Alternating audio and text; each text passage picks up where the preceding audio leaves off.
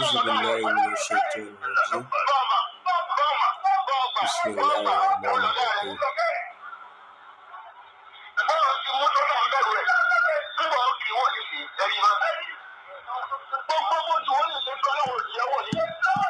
السلام عليكم ورحمة الله وبركاته.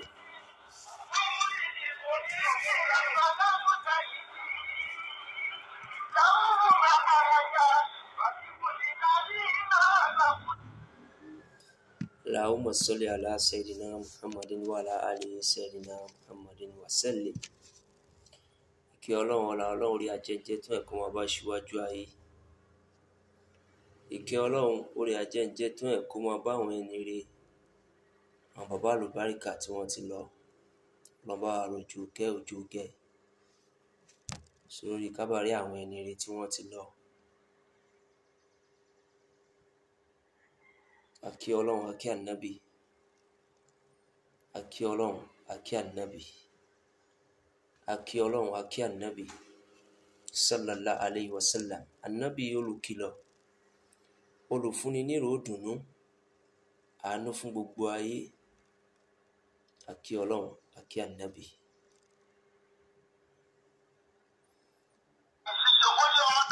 Náà ní ṣókí ìdájọ́ fi dára wa lẹ́kọ̀ọ́ láàárọ̀ yìí. Ntí ó wọ́pọ̀ nínú ntí ó máa ń ba àwọn ọmọ ẹ̀dá ènìyàn nínú jẹ́ ni.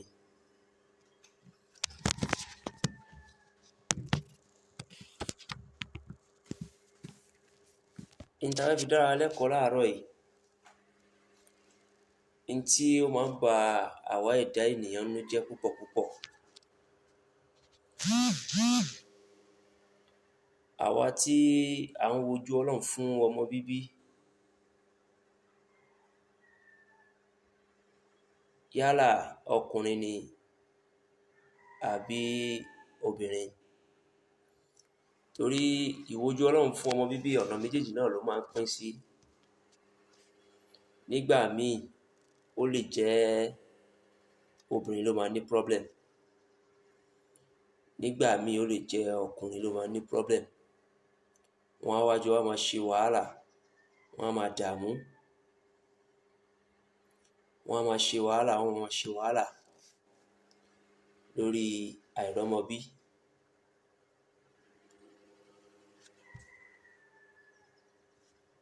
Ṣùgbọ́n kí n tó lọ síbi àwa tí Ọlọ́run ò tí ì yọ̀ǹda ọmọ fún,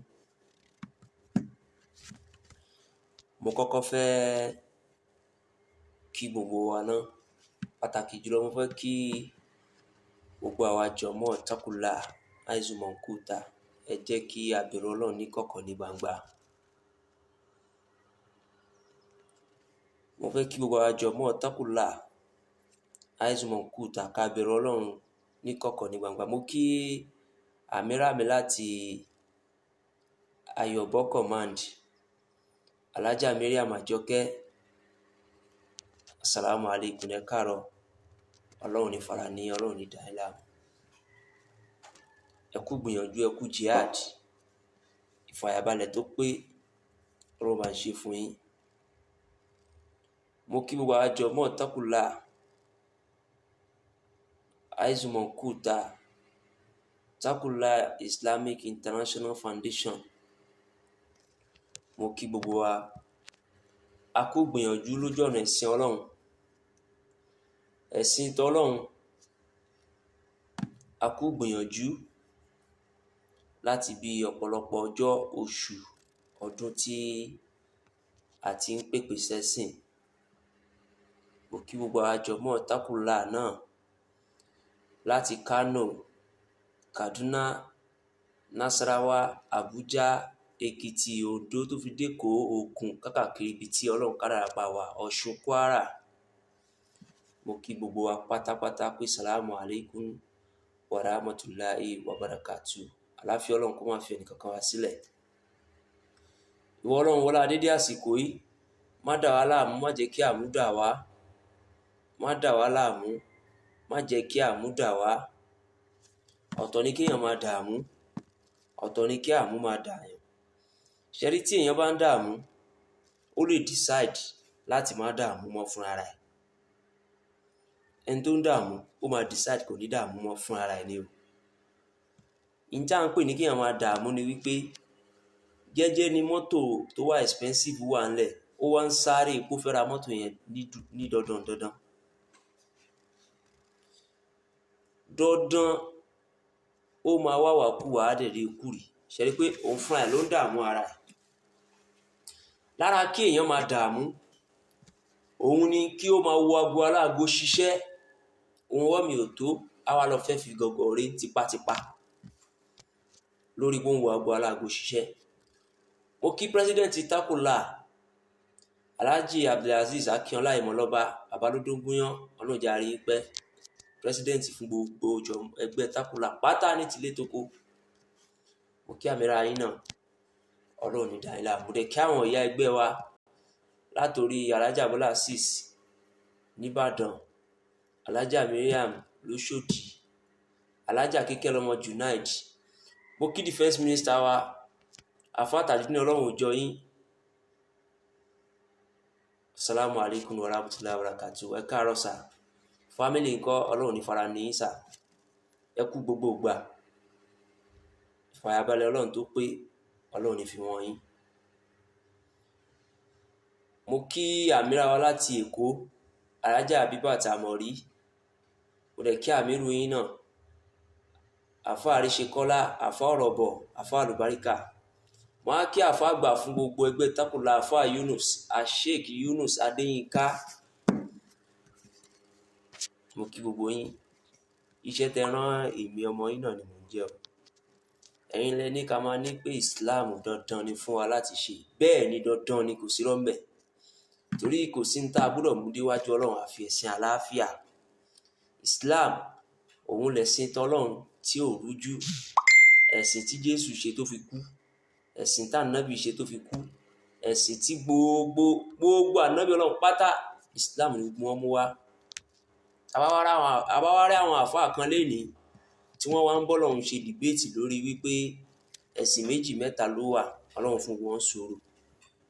Now ká má yà káàkiri torí nǹkan méjì ni mo fẹ́ sọ̀rọ̀ lé lórí láàárọ̀ yìí. Mo fẹ́ sọ̀rọ̀ lórí aburú tí àwọn kèfèrí tún gbé wọlé fáwa mùsùlùmí. Mo fẹ́ sọ̀rọ̀ lórí aburú àwọn kèfèrí tún gbé wọlé.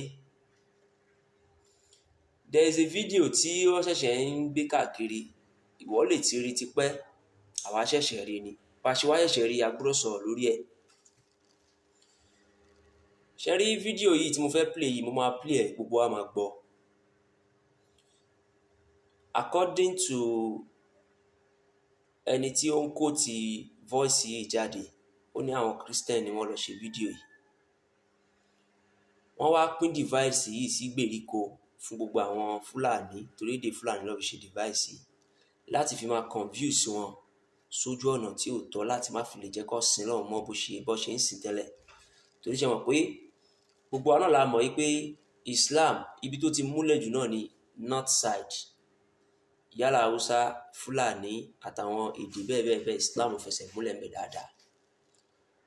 Wọ́n dẹ̀ mọ̀ wípé táwọn bá fẹ́ ti Islam ṣubú Nàìjíríà yìí, àwọn ibi tí àwọn lè gbà wọlé nìyẹn. Gbogbo ọ̀nà náà ló ti ń try láti fi ti Islam ṣubú. Àwa mùsùlùmí, àwa ń sùn ọrùn, àwọn àfáà wa wọ́n sùn wọ́n ọrùn, wọ́n dákẹ́ wọ́n sùn wọ́n ọrùn. Àfi kó bọ́ sórí social media káwo yẹ̀pẹ̀ dá, káwo yẹ̀pẹ̀ ò dá, ìtọ́ ń jà sí nìyẹn.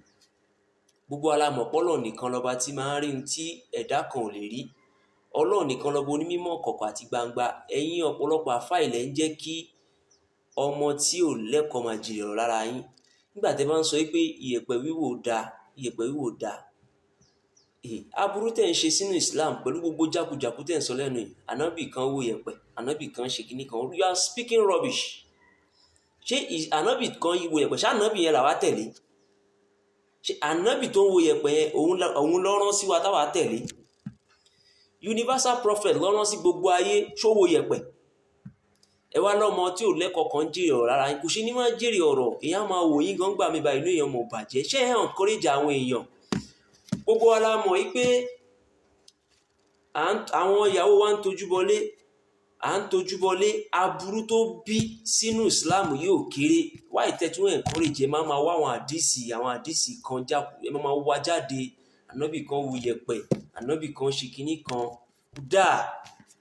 Kódà èyí tí ọ̀gá máa fi píríṣì báwọn èèyàn ṣe dúró déédéé lórí gbígbà àdúrà lórí àdúrà, èyí tí máa fi píríṣì báwọn èèyàn ṣe mú iṣẹ́ rere lọ́kùnkúndùn, èyí bẹ́ẹ̀ ṣe máa píríṣì tí ọ̀gá máa píríṣì lórí bá níyàn àwọn èèyàn ṣe dá síra wa. Mùsùlùmí àwa la ṣe a ní ahun débi pé kò ní part 2. èyí tí ọ̀gá máa pariwo yẹn ẹ wá lẹ́nu wọ́ṣọwọ́ṣọ kan ó ń jèrè ọ̀rọ̀ lára yín, kò ṣe ní máa jèrè ọ̀rọ̀ gbàtọ́ pé àwọn ẹ̀rí kẹ́rì rẹ̀ máa mú wá kiri. Ànábì Idris wo yẹ̀pẹ̀, kí ló kàn wá? Ṣé ànábì tiwa táwa tẹ̀lé gangan ṣóun wo yẹ̀pẹ̀? Onísọ̀lẹ́nu ni ẹ̀yẹ́ ti máa ṣe nǹkan tó da o, nǹkan tó da lẹ̀ tí ń ṣe o.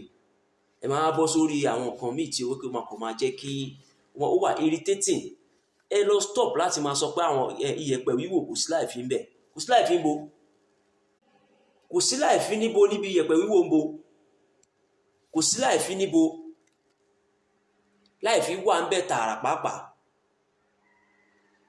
Iyẹ̀pẹ̀ wíwò tí wọ́n ń wò, ẹ má bínú pé ń bo mo tún yà sí o. Iyẹ̀pẹ̀ wíwò tí wọ́n ń wò léni yìí, ibi tí àwọn àfáà mi ya òpònú dé, ọmọ mùsùlùmí máa lọ sọ́dọ̀ wọn, mo fẹ́ lọ́kọ, ọkọ mi lélẹ̀ Isiaq Joseph, ibi tó ya wèrè dé iyẹ̀pẹ̀ máa sọ fún pé Joseph ní kó fẹ́. nǹkan tẹ́yìn yẹn encourage nìyẹn o. Iyẹ̀pẹ̀ wíwò tí yẹn wọ́n sọ wípé kí ọmọ wa lọ fẹ́ Joseph àbí Isaac àbí Joshua, iyẹ̀pẹ̀ títí yóò ní ríran rí pé kèfèrí lélẹ́yìí o kò gbúdọ̀ fẹ́. Ìràwọ̀ tó dáa jù ìràwọ̀ ilé ni ìràwọ̀ ó mọ̀ pé Joseph ní o.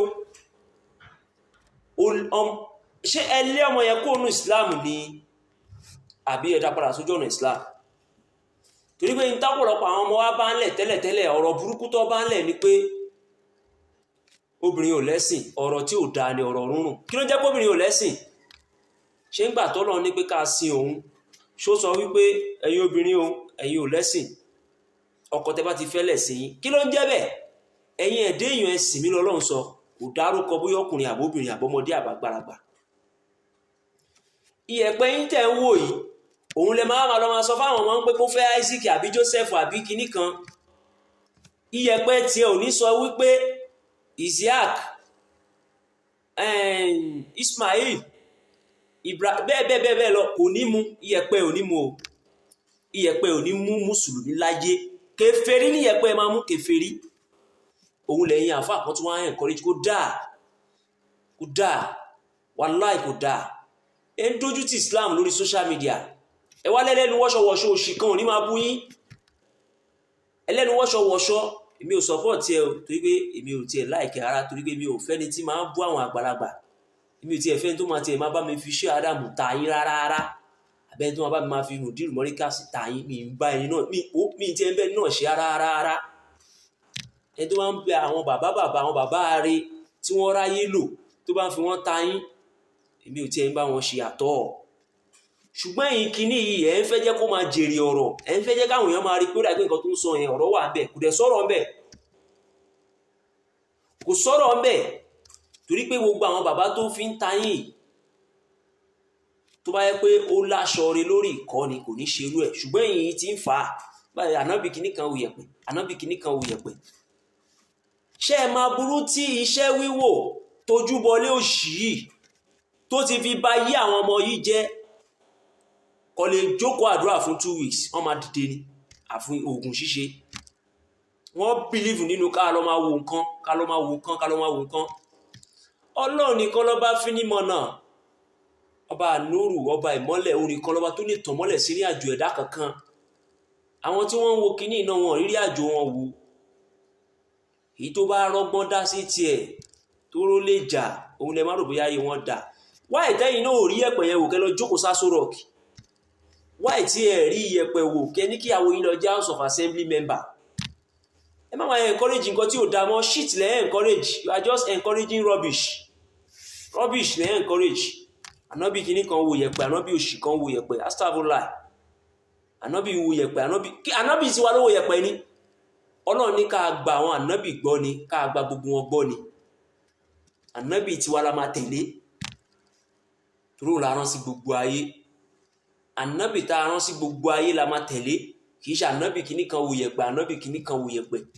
Ẹ wá encourage àwọn èèyàn lórí nǹkan tí ò dáa, nǹkan tí ò tọ́, kìíní kan wo yẹ̀pẹ̀.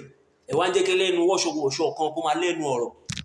Mi ò bẹ́ẹ̀ nìkan wí o, tó bá dẹ̀ jọ tiẹ̀ wọ ló mọ̀ kù sí ẹ lọ́wọ́, mi ì mọ̀ ń pa ẹ̀. Now fídíò tí mo fẹ́ play yìí, lára aburú tí àwọn kèfèrí yìí, ẹ wá ní káwọn ọmọ wa lọ ṣọ́ọ̀ṣì, wọn ò ní lọ ṣọ́ọ̀ṣì, wọn ò ní lọ church, wọn ò ní lọ church. Gbogbo yín lẹ fẹ́ ṣe dáwà, ẹ kàn ṣe dáwà, ẹ kàn sọ wá nù, ẹ ń ṣe oríṣiríṣi, ẹ kàn sọ wá nù. Ẹ jẹ́ kí Islam yẹn gan mú àwọn èèyàn ṣe, ẹ jẹ́ kí Islam yẹn kó mú àwọn èèyàn ṣe. Kí máa wọ àwọn àfà èébú èpè lórí social media. Ẹni tó bá tún láǹfààní àti ìwé táwa náà sọ yìí náà yóò tún béèrè èpè. Má ṣe o, n tó bá wù ẹni kó o fi kọ́mẹ́ǹtì àbí kó o máa fi ṣépè, kò kàn mí. Ẹ wo fídíò yìí tí mo fẹ́ play yìí. From one of these Fulani people in the bush, and they told us that some people came to them that there is no need for them to pray, to perform ablution and do prayers, but they should continue to be listening to what this device is saying. And we realized that it's a special device that they translated Bible to fulfill day, which is Fulani, for them to just be listening. And as we speak, most of these people in those villages now, they've stopped praying. All they do is to listen to this device. And now, if those are they, ó ní pé ọ̀pọ̀lọpọ̀ àwọn tí wọ́n ti ń gbọ́ device yìí, wọ́n ti dáwọ́ ọ̀run kíkí dúró. Àwa sùn à ń ọrùn, ẹ máa wo yẹ̀pẹ̀ ní problem wa. Yorùbá, ìsìlámù lẹ Yorùbá yìí ó pọ̀ gan. Ìsìlámù wa lẹ Yorùbá yìí ó ti wà too pọ̀ jù, àti máa ń ka ara nǹkan jù.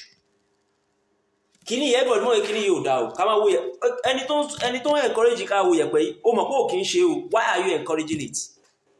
Why are you encouraging what you are not doing?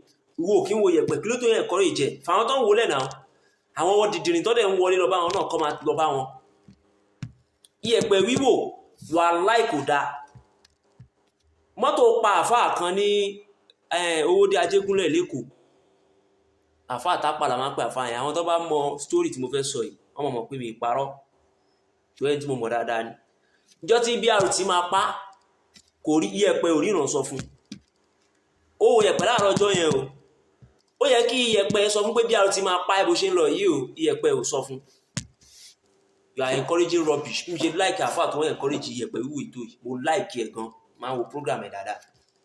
Bí mo ṣe like, bọ̀ àjọ tó ti máa ń sọ pé Yẹ̀pẹ̀ yẹn ni mo ti wò pé eléyìí ó ti ń divert ẹ̀mí àwọn èèyàn. Kí ló dé tá a lè divert ẹ̀mí àwọn èèyàn sórí solat, àdúrà ó safely mú mi. Ṣé bẹ́ẹ̀ náà lẹ sọ bẹ́ẹ̀? Ẹjọ́ ẹdúná la hawla wala quwwata illa billahi al-aliyyil azim. Níbo ni kí ló túmọ̀ sí náà? Kí ni ìtumọ̀ gbólóhùn yẹn náà? Tẹ́ ẹ bá tún fi nǹkan míì tún máa fi encourage wa yàtọ̀ sáwọn gbólóhùn tó lágbára yìí. Àníyàn wa ni ká lọ tún ṣe fún àǹfààní ìwọ tí Ọlọ́run bá fún láǹfààní pé òun wò mí lọ́wọ́ àbó oṣù máa wò mí létà. Má jẹ́ kó tàn ẹ́ jẹ o. Kò sí nǹkan kan ju kéèyàn dúró tọ́lọ́run lọ. Kò sí nǹkan kan ju kó lọ dúró tọ́lọ́run lọ. Kí ló ń bẹ lẹ́rù àti kú? Òun bẹ̀rù kó má kú. Àbí? O ò fẹ́ kú ló ṣe ń sáré kiri. Òun sáré kiri nítorí kó má bàa kú ló ṣe sáré dọ́dọ̀ àwọn ọ̀tá Ọlọ́run. Àwọn ọ̀tá Ọlọ́run tó sáré dọ́dọ̀ wọn kò ní gba ilẹ̀ iwájú Ọlọ́run tọ́lọ́run tó bá ń ṣe ìṣirò. Àwọn Christian rèé o. Kèfèrí. Àwọn kèfèrí rèé o. Wọ́n sùn. Wọ́n update bí Islam ṣe máa ṣubú. way they did in these devices, like you can see that it has a solar power, like a filament for solar power, which can be recharged when they just put it in the sun. And you can see what is written there, full day Nigerian custom combo, which means it's specifically meant for Fulani people. So please, I think we need to wake up as Muslims. If they can do this, and if they can go to this length to do this, then you should know that they really are prepared. So there is need for us as Muslims to intensify our da'wah. Now, kí wọ́n lọ wá fídíò lórí Facebook àti post ẹ̀ màá tún post láàárọ̀ yìí. Ẹni tó bá dẹ̀ fẹ́ gbà ní WhatsApp kó message mi ní WhatsApp 07019604520 màá send ẹ̀ sí. Now, this man, he was trying to say that we Muslims, we need to wake up. Kò ní di ká má wake up ká sùn síbẹ̀. Kí n tí ò tó nǹkan kó máa damage ẹ̀sìn wa. Pé ọ̀rọ̀ jákujàku, ọ̀rọ̀ jágbajàgba òun ni ká máa yan ọ̀rọ̀ tí ò tó ọ̀rọ̀ subhanallah ẹ̀ ń disgrace our Muslim. Gbogbo ẹ̀yin tẹ̀ ń búra yín. Ẹ̀ ń dójú tì wá. Ọlọ́run gbọ́. Ẹ wá sọ Islam di bó o bá o pa kó o bù lẹ́sẹ̀ tó o bá ti bá kó confirm ẹ̀ ẹ wo tẹ́ sọ Islam di. Shame on you people. To say the facts ẹ̀yin tẹ́ ẹ̀ ń woṣẹ́ ẹ̀yin gan mọ̀ pé kò dáa. Wọ́n tẹ̀ wọ́n rọ́lẹ̀ ń pa kí ló rí o ò rí anything o ò ríran rí pé coronavirus ń bọ̀ ẹ kàn máa jẹ́ kí èèyàn máa sọ nǹkan tí kìí yẹ kí èèyàn máa sọ. Ẹranko tó ń pariwo tó ń gbó bí ajá tó ń sọ̀rọ̀ sáwọn bàbá tó ti lọ yìí ọgbọ́n wà nù wèrè ń gbà mí o bọ̀ ẹ má tẹ̀lé o tó máa kó yín wọ náà ni torí èèyàn gbọ́dọ̀ tẹ̀lé ìwà tí yẹn ń wù yóò kó yàn sórí ibú wájú Ọlọ́run. Ọgbọ́n wà nù wèrè ń gbà mí òun lọ̀rọ̀ ẹ̀. Ọgbọ́n tó dẹ̀ wà nù wèrè ẹ̀ náà ni pé iṣẹ́ wíwò confam ni kò dáa àwọn tí wọ́n fi ń jẹun lọ́wọ́ encourage ẹ̀. So ẹjọ́ ẹ̀yin àfáàtẹ̀ ń wá ànábì kan wu yẹ̀pẹ̀ you better go and stop it please. Ẹ sọ nǹkan gidi náà wáàsí gidi wà tẹ́ lè ṣe náà wáàsí gidi wà tẹ́ lè ṣe fáwọn èèyàn láti fi máa encourage Islam kì í ṣe àfáà kan wu yẹ̀pẹ̀ àfáà kan ànábì kan wu yẹ̀pẹ̀ that's bad. That is bad. Please, we need to stop it. Ìyẹn bẹ́ẹ̀ Ọlọ́run púpọ̀. Now, mo kí gbogbo àwa tí à ń wojú Ọlọ́run fún ọmọ. Gbogbo àwa tí à ń wojú Ọlọ́run fún ọmọ bíbí. Ọlọ́run ọba aláàánú ó máa ṣàánú kálukú wa. Ọlọ́run ọba aláàánú ó máa fún wa ní ọmọ ìdùnnú, ọmọ olóore, ọmọ alálùbáríkà Ọlọ́run ó pèsè ẹ̀ fún kálukú wa. Gbogbo àwa tá a ti bí náà Ọlọ́run ní ṣe wá lágàn alẹ́. Àwa tá a ti bí Ọlọ́run ní pa ọmọ mọ́ wa lọ́wọ́. Àwa tá a ti bí Ọlọ́run ní fi àwọn ọmọ wa bà wá nú jẹ́. Àwa tá a ti bí Ọlọ́run ní fa àwọn ọmọ wa dà wá láàmú. Àwa tá a ti bí Ọlọ́run ní fa àwọn ọmọ wa ní wá lára. Ọlọ́run àlùbáríkà náà fi wájú Ọlọ́run. Ìwọ tí òun wojú Ọlọ́run fún ọmọ mo fẹ́ yá ẹ ní ọ̀rọ̀ méjì kan láàárọ̀ yìí. Ṣẹ́rí tá à ń pè ní ọ̀rọ̀ méjì ni nínú kó tẹ̀lé àbí kó má tẹ̀lé méjì náà ni. Ṣẹ́rí àwa à ń banújẹ́ lórí àìrọ́mọbí ìyẹn kọ́ ló yẹ kó o máa banújẹ́ lé lórí o. Ó yẹ kó o máa banújẹ́ lórí pé àárín ìwà àtọlọ́run ò dúró dáadáa. Torí ṣe rí ọmọ bíbí Ọlọ́run nìkan lọ́ba tí máa ń fún yàn lọ́mọ Ọlọ́run nìkan lọ́ba tí máa ń fọmọ dùn ẹ̀dá nínú Ọlọ́run nìkan lọ́ba jídára ọba tí máa ń fi ọmọ fi rẹ̀yàn lẹ́kún Ọlọ́run nìkan lọ́ba tó jẹ́ pé ọmọ bíbí òun nìkan ló lè jẹ́ kéèyàn gba oríyìn lórí ipa bímọ. àwọn kan bímọ ọmọ yẹn ló padà sábàbí ikú wọn, àwọn kan bímọ ọmọ yẹn ló padà ṣe sábàbí àgbákò fún wọn. Ọmọ wa ò ní ṣe sábàbí àgbákò fún wa o. àwọn kan bímọ ọmọ yẹn ló ṣe sábàbí ẹ̀wọ̀n tí òbí ẹ̀ lọ. orí ibú tó ṣe ìyá mi àti bàbá mi ọmọ tó bí ló ṣe sábàbí ẹ̀ fún. ìwọ tí Ọlọ́run bá wá dá dúró tó ń wojú Ọlọ́run fún ọmọ bíbí, àfi kó wá lọ ní sùúrù fún Ọlọ́run, kó ṣe sùúrù, kó wá ní ayọ̀ ọkàn. ẹni tó dẹ̀ ti bí ìwọ tó o bímọ náà, ẹni tí ò bí ṣe yẹ̀yẹ́. ìwọ tó o bímọ má fẹ́ ẹni tí ò bí ṣe yẹ̀yẹ́, torí èyí tí ìwọ náà bí yẹn náà kò tí ì tó yọ̀ sí ni tí ò bá tí ì kalẹ̀. inú ayé ilé mi àti ẹjọ́ wà tá a ríyàn tó bímọ mẹ́fẹ̀ẹ̀fà dẹ̀ kú ṣojú ẹ̀mí ẹ̀. àgàn alẹ́ la máa ń pèrò wọn. Ọlọ́run ní ṣe gbogbo ẹ̀yin abiyamọ tẹ́ ń wò mí lágàn alẹ́. kò ní ṣe yín tàárọ̀, kò ní ṣe yín lágàn tọ̀sán, kò wá ní ṣe yín lágàn alẹ́. ọ̀pọ̀lọpọ̀ ẹlòmíì ṣe wàhálà lórí ìjìrì ọmọ yẹn,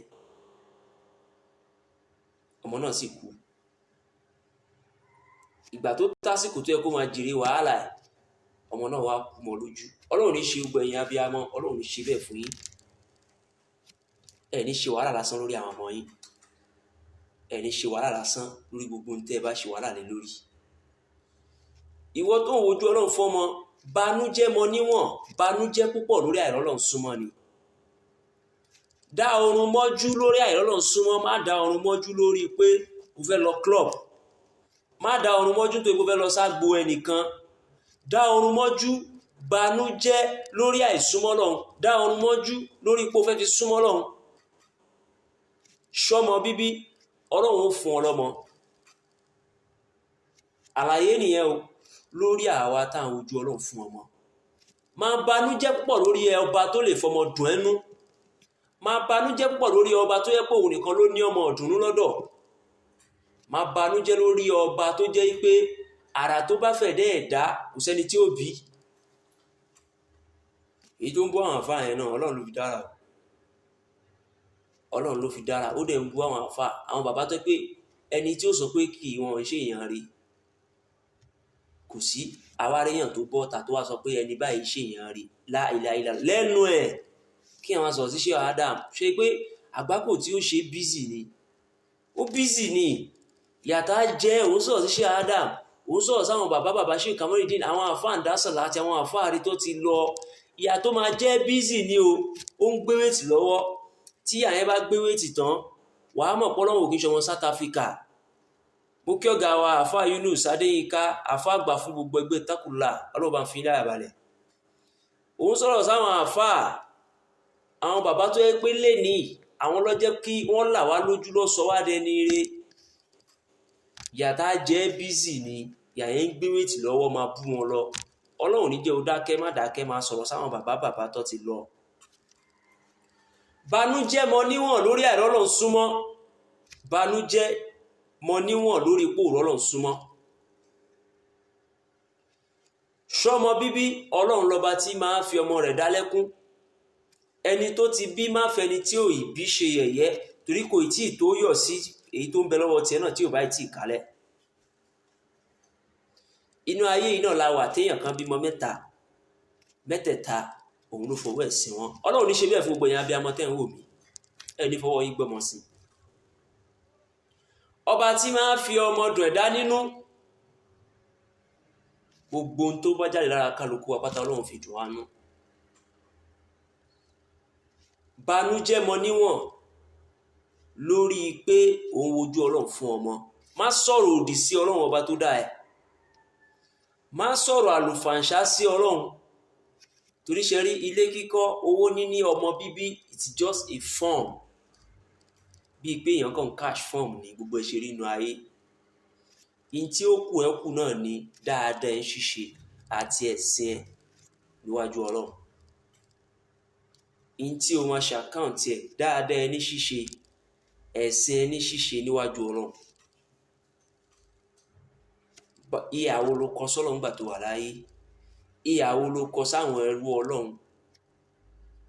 torí pé ẹlòmíì owó tí Ọlọ́run fún nítorí gbogbo àwọn tó wà ń sọ̀rọ̀ àǹdí ìṣẹ́ ni ò ná fún wa o owó tí Ọlọ́run fún ẹ ó fún ẹ nítorí tiwa ni ò ná fún wa owó tọ́lọ́run fún ẹ ó fún ẹ nítorí kó lè fi ṣàǹfààní fún wa ni ò ná fún wa olóṣó ló lọ́ fi gbé eléré ló lọ́ ná fún àwọn tára ní òfin ṣàánú wọn gbogbo ẹ̀ lọ́wọ́n á bí ẹ wàá ṣàkáǹtì wàá táyà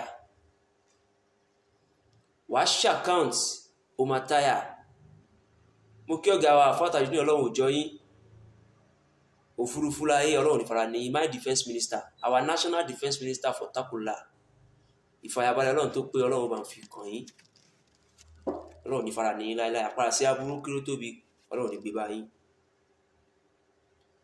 àwa táwọn ojú Ọlọ́run fọ́mọ Ọlọ́run wọlá dídí àsìkò yìí ìwọ lọba olóore ìwọ lọba alágbára ìwọ lọba tó jẹ́ pé tí ewu bá fẹ́ wu ẹ̀dá ò ní jẹ́ kí ewu náà wú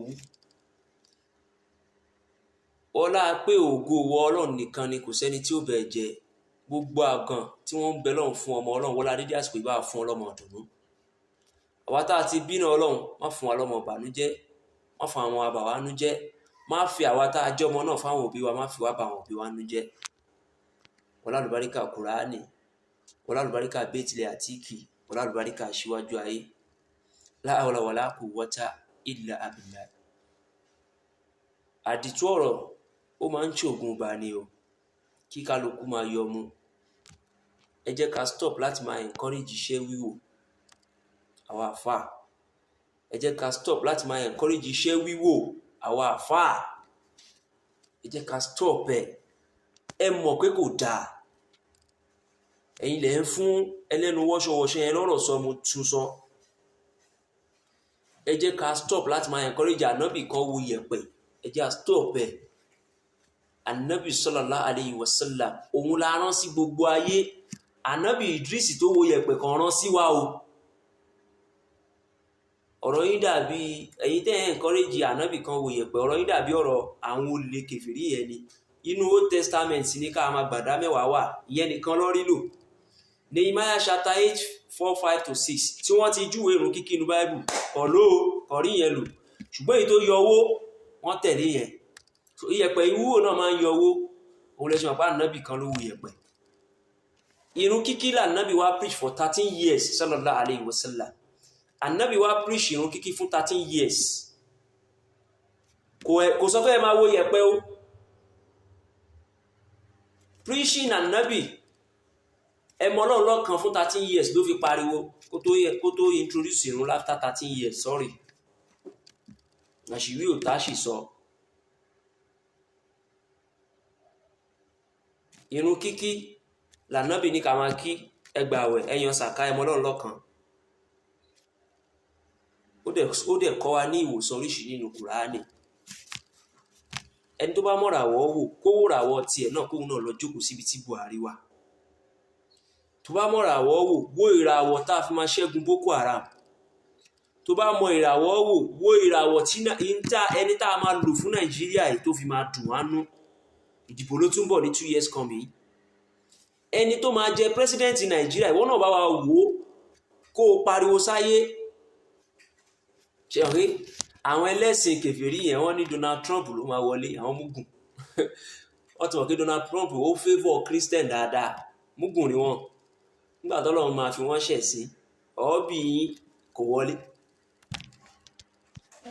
ẹ̀rí anything wà láì kò sí kankan tẹ́ rí Ọlọ́run ẹ̀rí kankan wọ́n rí kankan sórí ìwọ tó lọ bá wọn ni kò stop láti lọ máa bá wọn I don't have business with àwọn tó ń ṣe ṣùgbọ́n ìwọ aláìní sùúrù aláìní tẹ́lọ́rùn ìwọ ni kó má lọ bá wọn mọ́ kọ̀ wá wó ẹ léyìn o ẹsẹ̀ ẹnu fún ni lọ bá wọn má tójú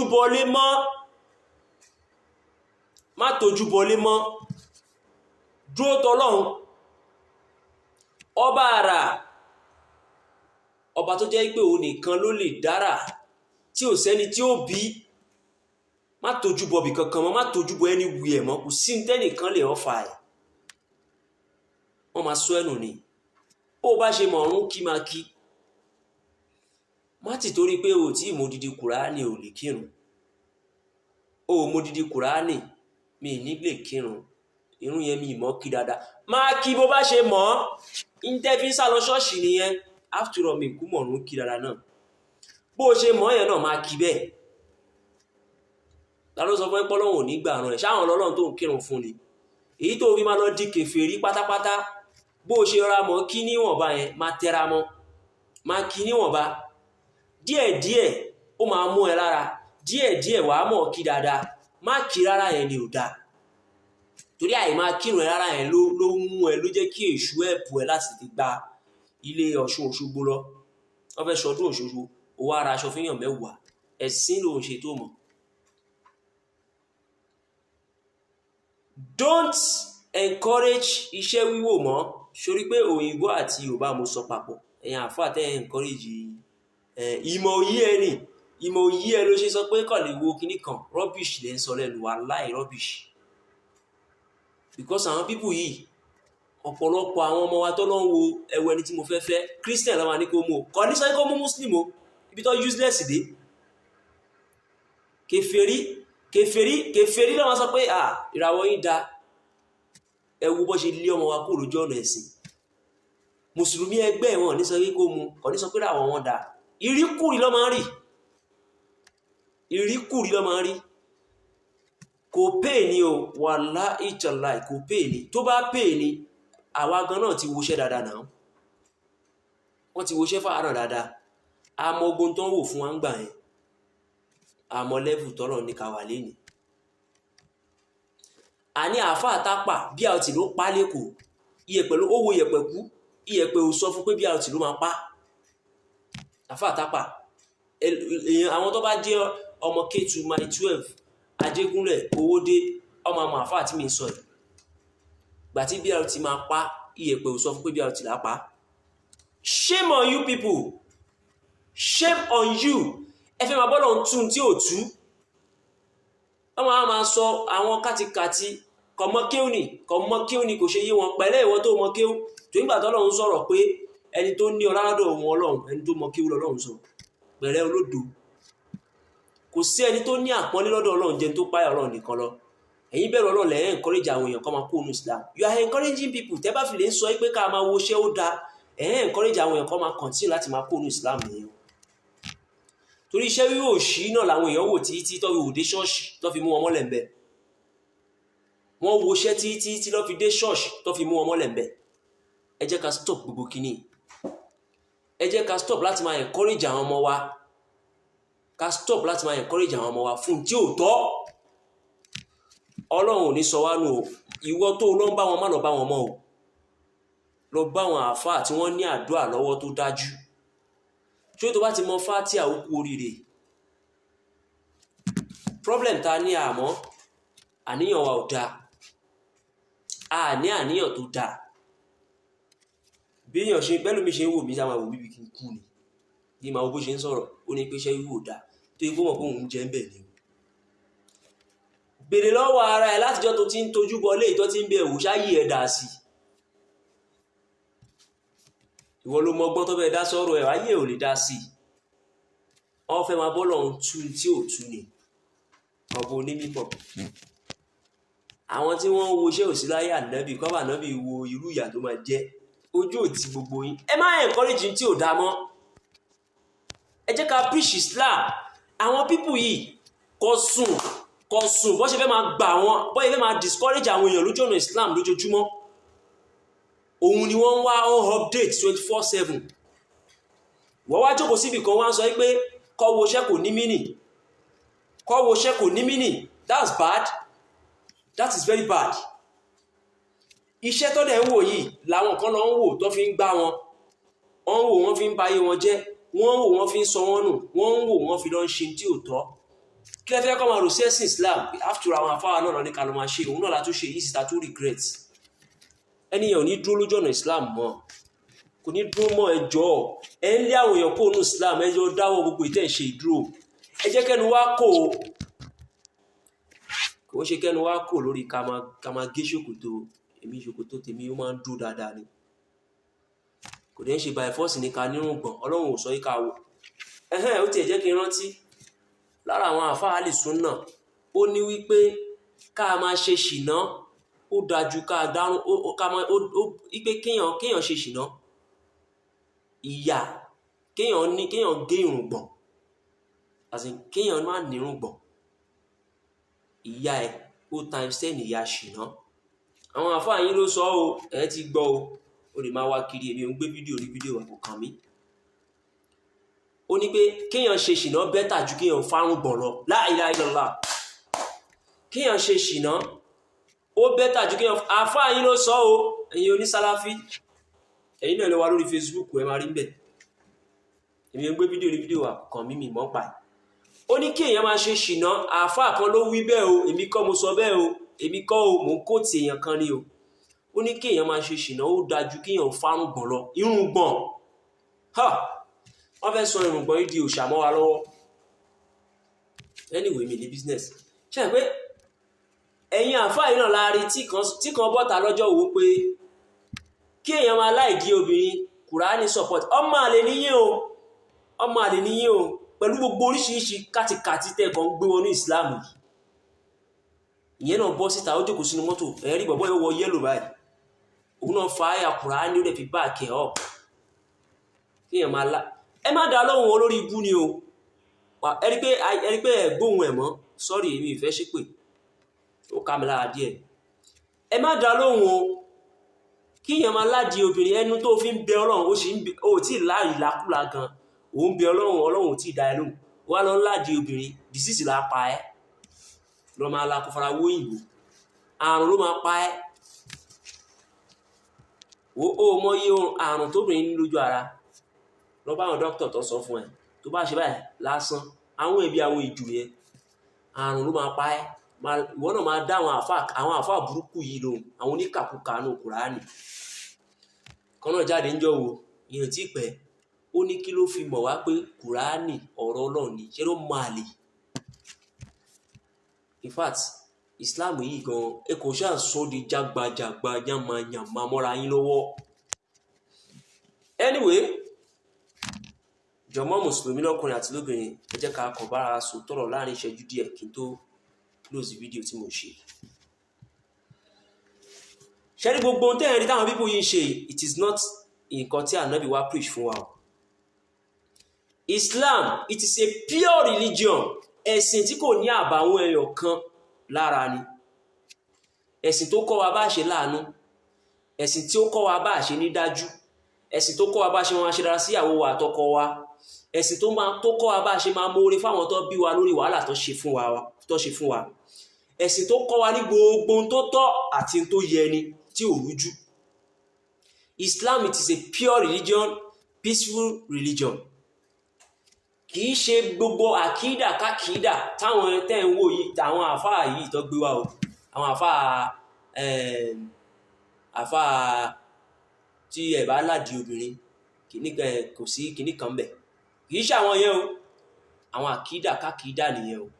That is not Islam.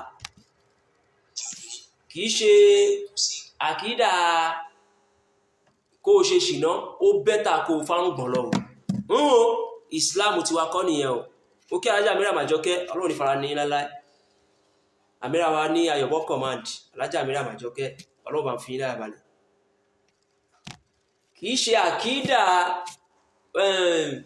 onírùngbọ̀n ó máa wọn náà o. Islam kọ́ nìyẹn o. Islam bẹ̀rẹ̀ láti kó kọ́kọ́ lọ dá Ọlọ́run mọ̀ náà. Àkọ́kọ́ lọ dá Ọlọ́run mọ̀ náà, Ọlọ́run àkọ́kọ́ dá ẹ lójú. Jẹ́ kí Ọlọ́run kó dá ẹ lójú. Àwọn bàbá ti tàná kò mọ kéwú, because kì í pẹ́ máa ṣọ́ọ̀kì yẹn pé olódo kò mọ kéwú pẹ̀lẹ́ ìwọ tó mọ kéwú oníkéwú. Kéwú ẹ̀ tó mọ̀ èèyàn mélòó fi wẹ̀ sí Islam oníkéwú. Èèyàn mélòó ló tara ẹgbà Islam pẹ̀lú gbogbo kéwú tẹ́ ẹ mọ̀ náà, àfi kẹ́ máa tútù kùtù fún wa. Àwọn ọmọ wa lọ church every day, ara ò máa ní ibi tẹ́ ẹ wà gbígbó ní Islam lọ. Àwọn ọmọ wa lọ church lójoojúmọ́. Ṣẹ́rí mo bá ẹ̀yin tí àwa tá a jẹ́ olódò báyìí tá a mọ̀ kéwú, àwa ni mò ń bá mi bá àwọn tó mọ̀ kéwú sọ̀rọ̀. torí tí èèyàn bá ti mọ nǹkan jù náà problem ló máa ń padà já sí. lẹ́yìn kéèyàn lọ dá ọlọ́run mọ̀ kó o máa sin ọlọ́run kó o dẹ̀ máa bẹ ọlọ́run, gbogbo nǹkan tó kù tá àfáà mi bá ti gbé wá báyìí alele kó wájú ẹ̀. ṣùgbọ́n àwọn bó ṣe máa dá ọlọ́run mọ̀ rí o, kọ́kọ́ lọ mọ̀ pé gbogbo ntọ́lọ́run bá ti gbé wá báyìí la ilaha illallah òun ló fẹ́ bẹ́ẹ̀, torí kádàrá ti gbẹ̀. gbogbo tí ọlọ́run bá gbé wá báyìí mọ̀ pé ó fẹ́ bẹ́ẹ̀ ni, yálà ní dáadáa ni àbí ládánwò ni. wàá wá lọ ní ayọ̀ ọkàn, ọ̀pọ̀lọpọ̀ sùúrù. ẹlẹ́ẹ̀kejì òun ni ká máa sin lọ́hùn yàtọ̀ sí òpó márùn-ún Islam. gbogbo tá à ń pè níṣẹ́ dáadáa, iṣẹ́ rere, àníyàn dáadáa, ìlànà ìjọsìn ni o, that is true. ẹlẹ́ẹ̀kẹta ni kó wá máa bẹ ọlọ́run, kó wá ṣe sùúrù, wá máa bẹ ọlọ́run ṣàánú mi, ṣe báyìí fún mi, ṣe báyìí fún mi, ó tán.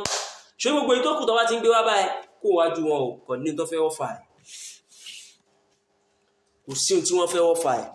má tójú bọlé mọ́, má wá ọlọ́run lọ síbi tí ò sí ọlọ́run mọ́. if not, gbogbo wàhálà ìgbìyànjú ẹ sójú ọ̀nà Islam ó máa waste, torí pé àìṣe orogún pẹ̀lú ọlọ́run. ìṣe orogún pẹ̀lú ọlọ́run dẹ̀ ti bẹ̀rẹ̀ látàrí tẹ́mi ẹ̀ bá ti ń dàrú sọ́lọ́run, tó bá ti ń ro nǹkan míì sọ́lọ́run pé agbàdúrà àdúrà wa ò gbà, àṣelé àdúrà wa ò gbà. ẹ̀mí ẹ tó bá ti ń dàrú sọ́lọ́run ó ti ń bọ́ lọ́run orogún nìyẹn. má jẹ́ kí ẹ̀mí ẹ dàrú sọ́lọ́run, lọ ní sùúrù. Islam ẹ̀sìn tí o gbúdọ̀ ṣe tó o máa fi kú ni o, ẹ̀sìn tó o gbúdọ̀ ṣe kó o tó kú òun ni Islam.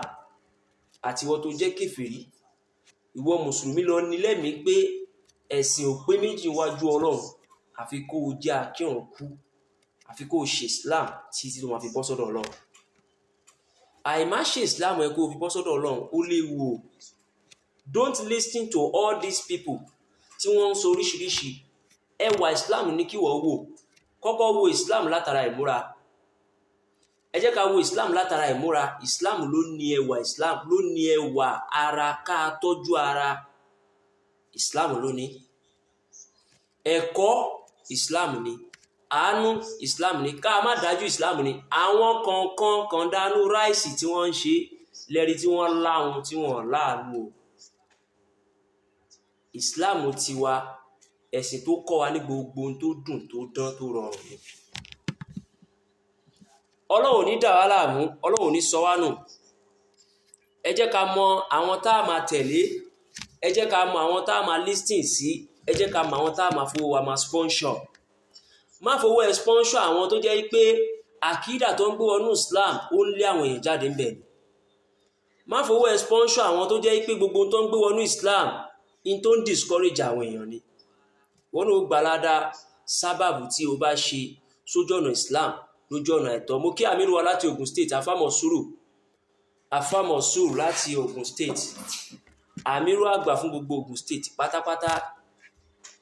ọlọ́run ní dá ilé àmọ́ ọlọ́run máa fi ń láyà balẹ̀.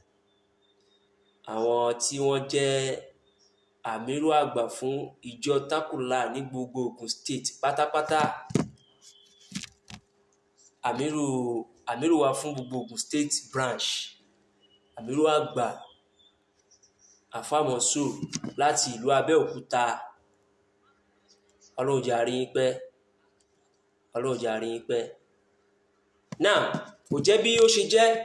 ẹjọ́ ṣẹ́rí àdìtú ọ̀rọ̀ máa ń ṣògùn bá ní, ẹ jẹ́ ká máa yọmu díẹ̀díẹ̀. òótọ́ ọ̀rọ̀ ó máa ń korò gan. ayé ò sì fẹ́ràn ẹni tí máa ń sòótọ́ àfẹni tí máa ń parọ́. ayé ò fẹ́ràn ẹni tí máa ń sòótọ́ àfẹni tí máa ń parọ́. ẹni tó máa ń parọ́ òun láyé máa ń, òótọ́ dọ́jà ó kùtà, irọ́ dọ́jà ó wá dàn wọ́n. òtítọ́ ti dọ́jà ó kùtà, irọ́ wá dọ́jà ó dàn wọ́n. ayé ò fẹ́ràn òótọ́ mọ́ àfi irọ́. mo fi dédé àsìkò yìí kí ọ̀gá mi, the founder of Risalatul Haqi Dawa Center, Ustaz Jamiu Adégún Alabaika the Christ.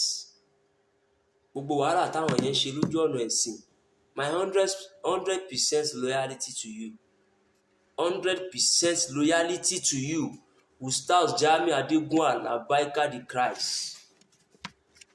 Àwọn tó yẹ kéèyàn máa tẹ̀lé, ìwọ tó bá fẹ́ máa gbọ́ wàásí lọ máa gbọ́ wàásí Risalatul Haqi, lọ máa gbọ́ wàásí Ustaz Jamiu Adégún, lọ máa gbọ́ wàásí Mudiru Morikas. Ẹ má bínú mi mọ́ ń pa ẹ tó kù.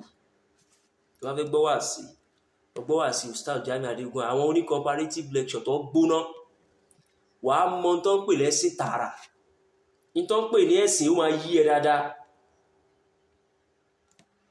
Tó bá dẹ̀ fẹ́ mọ nǹkan tó ń pè ní ayé Islam dáadáa kó kúnná, tí Sheikh Habib bá ti ń sọ̀rọ̀ kó dákẹ́, kó listen. Àwọn tí wọ́n sọ wá nínú Islam.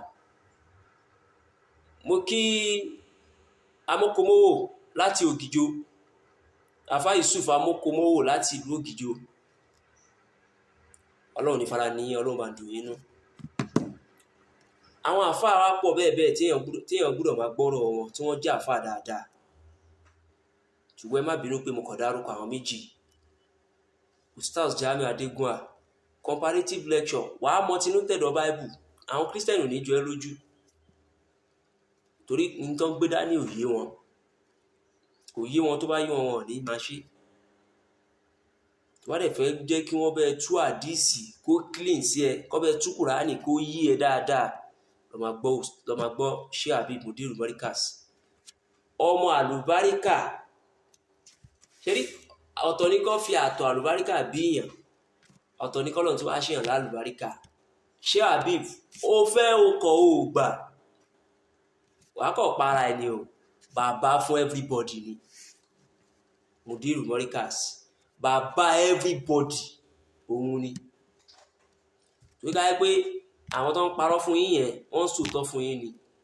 Ẹ mọ̀ pé wòlíì Ọlọ́run tó yẹ kó tẹ̀lé òun ni Sheikh Habib, wòlíì Ọlọ́run tó yẹ kó tẹ̀lé òun ni Sheikh Jamiu Alabaika the Christ. Àwọn àfáà tó yẹ kí pé ọ̀rọ̀ náà ọmọ abẹ́ differentiate ẹ̀, wàá mọ̀ pé ele gangan lèyàn gbọ́dọ̀ tẹ̀lé.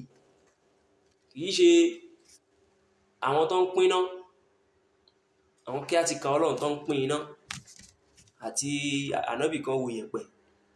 Ẹ lọ stop ẹ̀. Ẹ yé embarrass Islam mọ́ lórí social media. Ẹ jẹ́ ká pèpè sẹ́sìn, ẹ jẹ́ ká ṣe wáàsí tó rẹwà láti fi pé àwọn èèyàn wa sójú ọ̀nà tó tọ́. Ẹ jẹ́ ká ṣe nǹkan láti fi máa jẹ́ káwọn èèyàn wa máa mọ̀ pé Islam is the best. Islam is the way of salvation. Ẹ jẹ́ kí a máa ṣe nǹkan tí àwọn èèyàn fi mọ̀ pé Islam, iṣẹ́ pọ̀ fáwa mùsùlùmí láti ṣe náà. Àwa mọ̀nà, ó dẹ̀ yẹ ká máa fọ̀nà mọ àwọn èèyàn ni. Gbogbo ìta ń ṣe yìí ò pèèyàn sẹ́sìn o. Ó dọwọ́ kálukú wa. Ó dọwọ́ kálukú wa. Á dànù dúró báyìí náà torí pé èèyàn yìí sọ̀rọ̀ tán. Mo kí Afa Yunus Adéyínká, mo kí Defence Minister wa Afa Tajudeen Ọlọ́run jọ yín, mo kí Amiru wa láti Ogun State, láti ìlú Abẹ́òkúta, mo kí Amokomowo láti Ogun State lọ́wọ́ Ògìjò, mo kí Ajá Mariam, mo rẹ̀ kí gbogbo àwa tó kù náà tí mi láǹfààní àti dárúkọ. Wọ́n á kí gbogbo jọmọ́ tákùlà pátápátá níbi tó ti bẹ̀rẹ̀ débi tó dé, àti gbogbo ẹ̀yin tí ẹ wà ní outside country. Mo kí ambassador wa náà, mo kí ambassador wa Alhaji Raji Bámigbọ́lá láti ìlú Dubai, Alhaji Raji Bámigbọ́lá láti ìlú Dubai. Ọlọ́run máa fi yín láyà balẹ̀. Mo kí Amira wa láti Àgbárá, mo kí Amiru wa náà, mo kí Amiru wa látọ̀yọ́, mo kí everybody, mo kí gbogbo ìjọ tákùlà lápapọ̀. Mo kí yín pé àlàáfíà Ọlọ́run ọba kó má fi ẹnìkankan wá sílẹ̀. La hawla wala quwwata illa billah. Assalamu alaikum.